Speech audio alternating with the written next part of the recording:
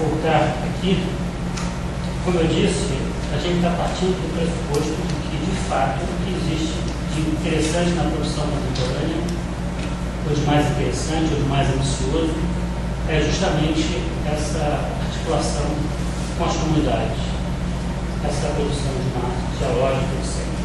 Sempre aquela pergunta que fica numa nuvem sobre a nossa cabeça: mas o que o artista está perseguindo? Estaríamos efetivamente diante de uma mudança de paradigma nas relações entre artistas e sociedade? O que eu estou tentando dizer é que estamos de fato diante de uma situação que a gente pode entender como sustentável. Existe sustentabilidade para essas atitudes dos artistas, nessas práticas, ou isso é apenas mais uma bolha de uma moda, de uma vanguarda renitente? Então essa é uma questão que eu me coloco. Quando eu penso a ideia da geovanguarda, né, eu acho que eu preciso, talvez precise um pouquinho, talvez não precise muito, tentar esclarecer o que eu estou tratando, né, e isso, na verdade, eu identifico uma dessas práticas de arte no domínio público, ou seja, para além de uma proteção e sujeição explícita às instituições de arte, que tem como principal característica uma articulação vigorosa e revigorante com os contextos locais e suas comunidades. De acordo com as práticas das geovanguardas, o desenvolvimento do projeto, obra de arte, deve incluir as comunidades banhadas pelo projeto, obra, de forma consistente. E desse encontro deve ser extraída a motivação geradora do processo de arte, o que deverá incidir e transparecer tanto no desenvolvimento do processo quanto na produção final, quer seja ela objetual ou simplesmente processual. O que eu acho também interessante é pensar essa ideia da geovanguarda como uma espécie de conciliação entre as preocupações do Peter Burger, quando ele fala das vanguardas históricas, das neovanguardas, e do próprio Ralph Foster.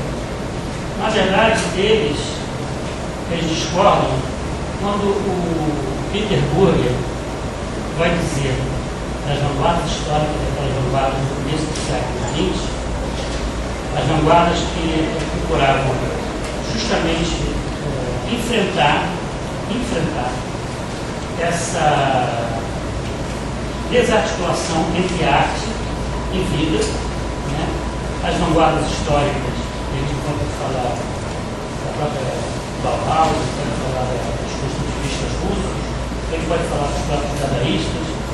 Esses artistas, eles tentavam, de uma maneira ou de outra, reaproximar a arte e vida. Na década de 50 e também na década de 60, as neovanguardas dos anos 50 e 60 vão tentar essa reaproximação. O Peter Burger vai dizer que essas neovanguardas dos anos 50 e 60, elas só fizeram repetir o fracasso das vanguardas históricas do começo do século. Porque essa dicotomia, essa desarticulação entre arte e vida, isso, segundo Peter Burger, seria insuperável dentro de uma sociedade burguesa. O Ralph Foster vai discordar, vai dizer que, principalmente as práticas das neovanguardas dos anos 60, todas aquelas práticas de crítica institucional, elas buscavam, de alguma maneira, enfrentar essa apartação entre arte e vida.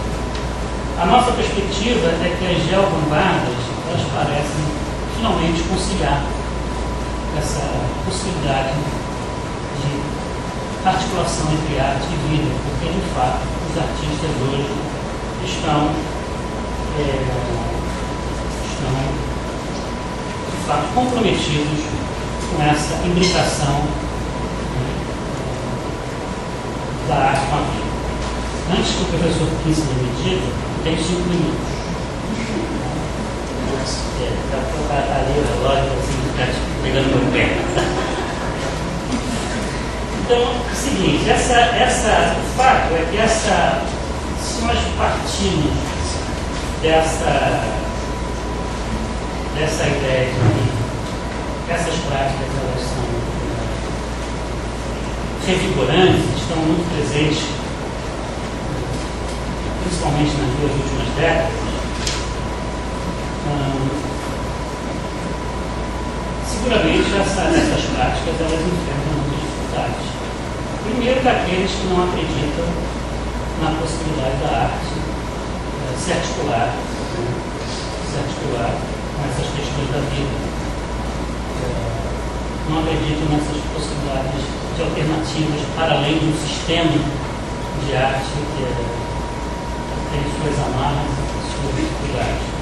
Eu não vou citar o nome do crítico, porque ele nasceu no Brasil, desde o Rio de Janeiro, mas ele. Eu não vou falar.